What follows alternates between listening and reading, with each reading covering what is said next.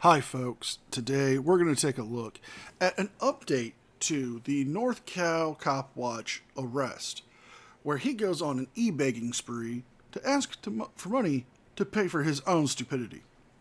But before we start today's video, as always, a big thank you to all my current and new channel members and subscribers. Without your guys' continuous support, we couldn't keep the channel going, so thank you from the bottom of my heart. And if you're new to the channel, please subscribe to the page. Leave a like and a comment because it helps with the algorithm. And if you can, please consider becoming a member.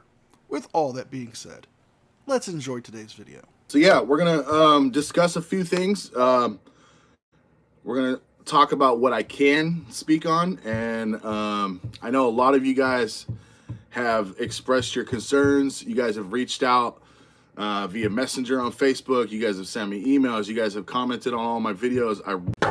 Hey, nobody cares. Nobody cares. See, nobody cares that you've had all your Frauditor simps come at you to make sure you're okay because you pulled a dumb. But what I'm not going to allow you to do is e-beg on my channel. There's a black bar that you will see appear on the screen.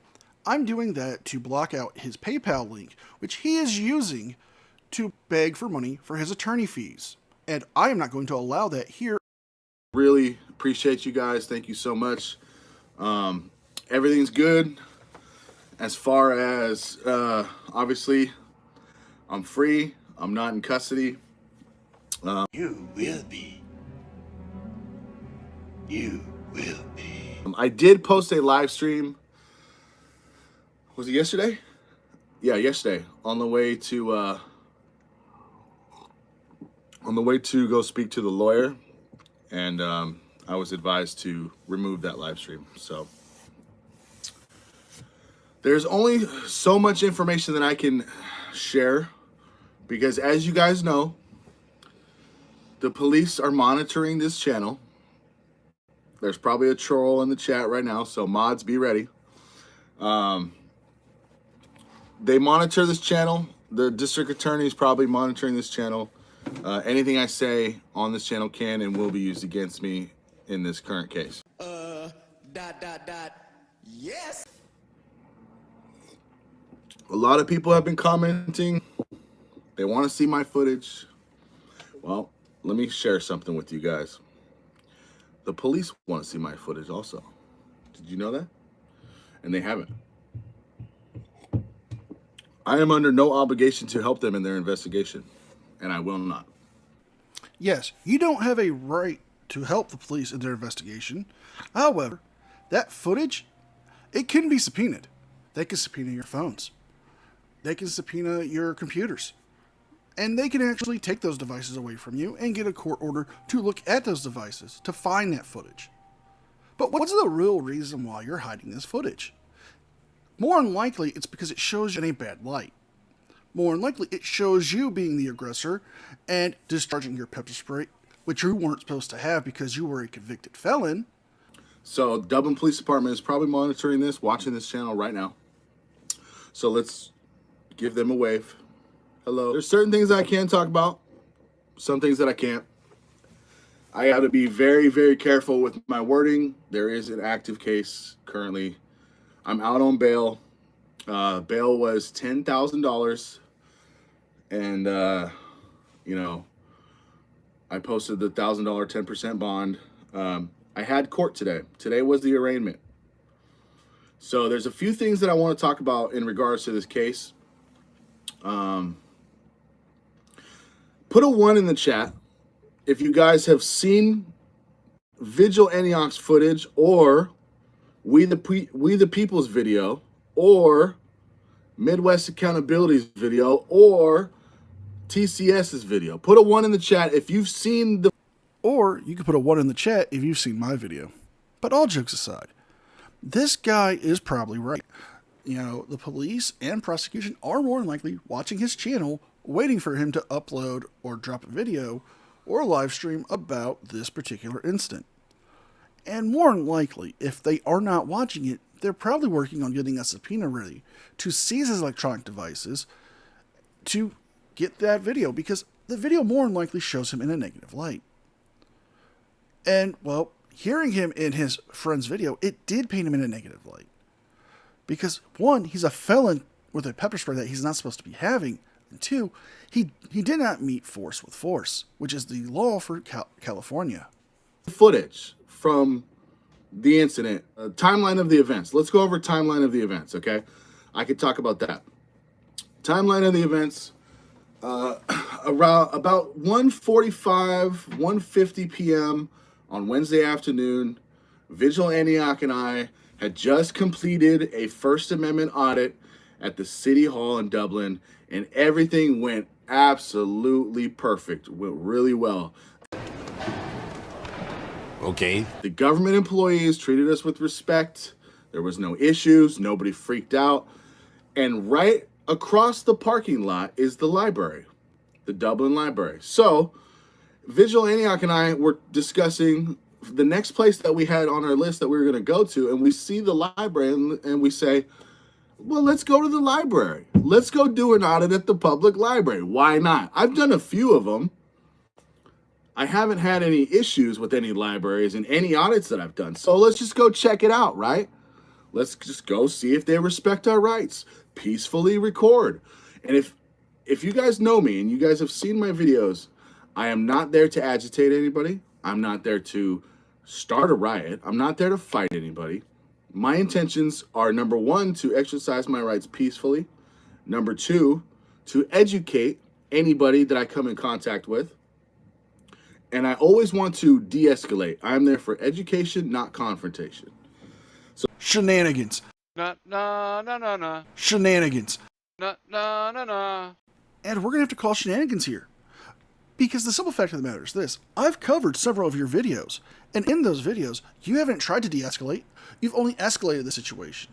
As a matter of fact, all frauditors tend to escalate the situation due to the fact that if you don't have a video where you get the confrontation from police that you so desperately need, the video doesn't do well.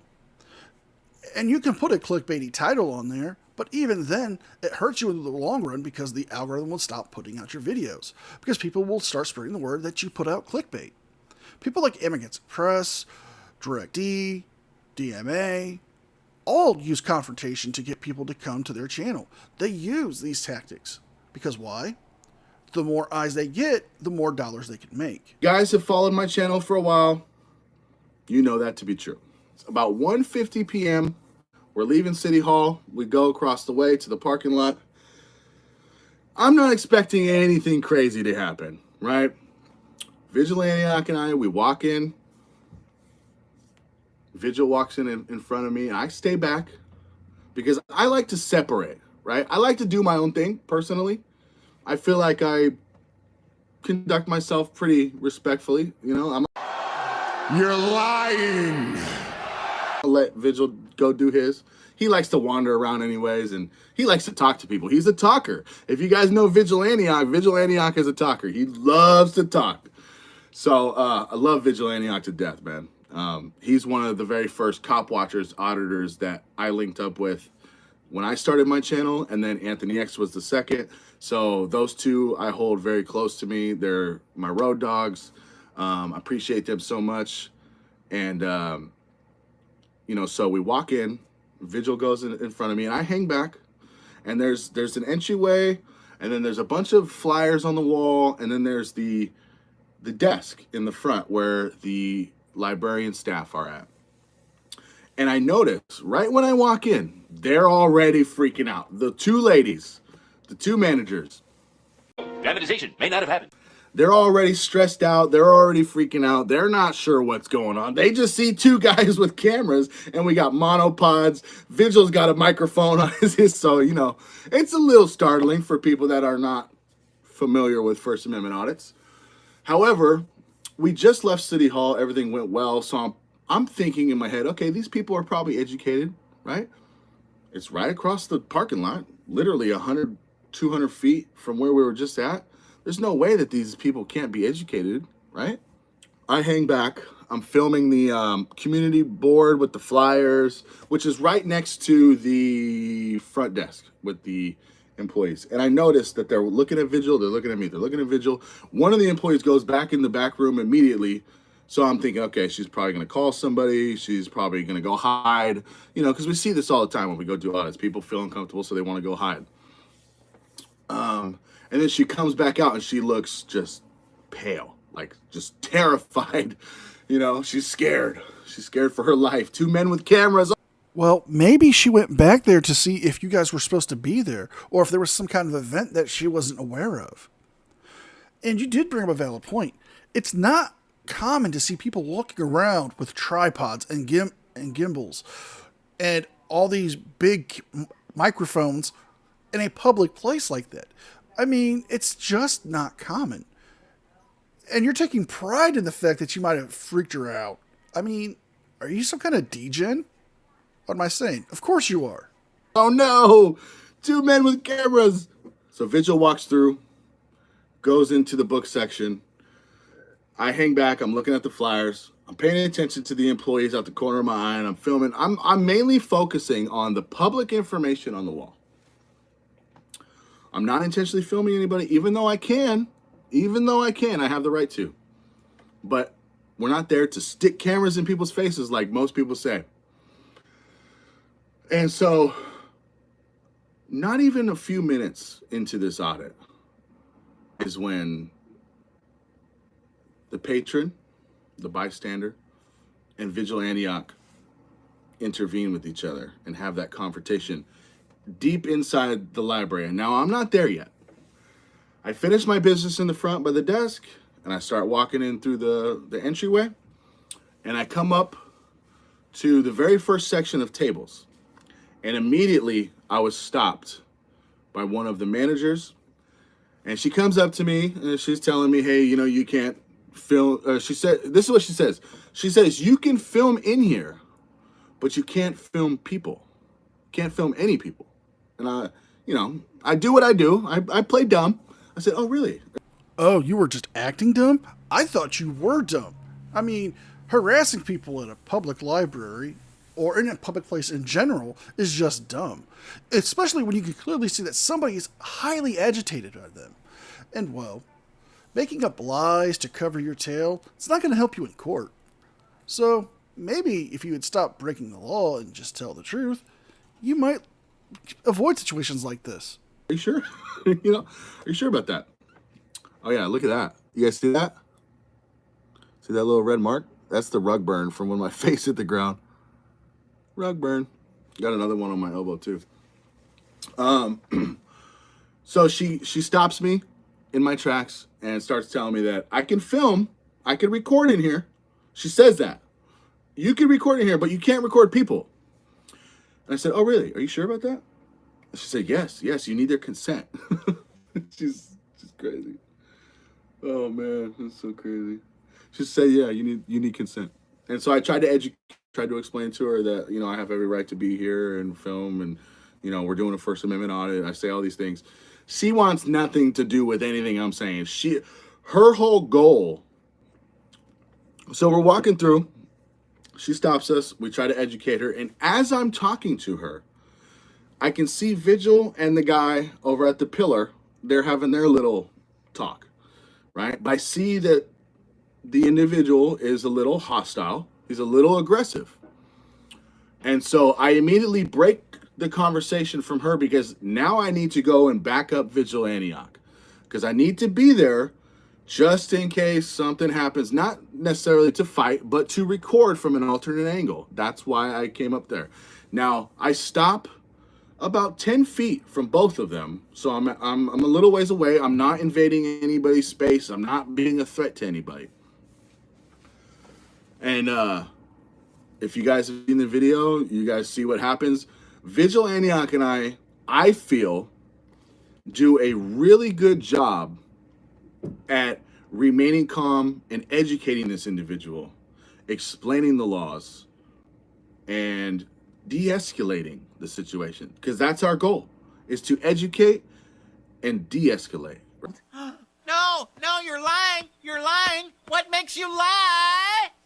I would like to apologize, first off, for the abrupt jump cut, due to the fact that, well, he was trying to plug his channel, and I wanted to get back to the story. But back to the story as we go, He's saying that they're there only to educate and de-escalate and never cause a situation to break down. But if you're seeing somebody as hostile like that and is aggressive and upset, why keep provoking them? Why not just get your friend and simply say, hey, man, let's just bail. We'll come and do this another time. There's a lot of options you had. Instead, you chose to break the law and blame everyone else but you. You're the reason you were arrested. You're the reason why you have these consequences above your head. Right? Now, the public employees from the library are the ones that come up with a policy. Oh my God, hey, we got a policy. You can't, you got a policy. F your policy. That's what I say. These women completely blew this whole situation out of fucking left field. We had the whole situation under control. The dude was totally listening to everything we were saying. I saw the lights turn on in his brain. He was starting to understand what we were explaining to him. And I felt like we were making a breakthrough with this guy. I felt like he was being educated. He was learning, you know? And I felt so proud of myself and Vigil Antioch, because that is what we set out to do. We want to educate people. Then you got these two Karens come up and just blow the whole thing up, man. And if you guys have seen the video footage, you know what happens next. I cannot talk about anything else from that point moving forward. And we're going to end it here. You know, the comment he made about educating people should be actually changed to misleading people. Because all frauditors do are mislead people with buzzwords that make them sound like they know what they're talking about by using these case laws, but misquoting what they actually represent.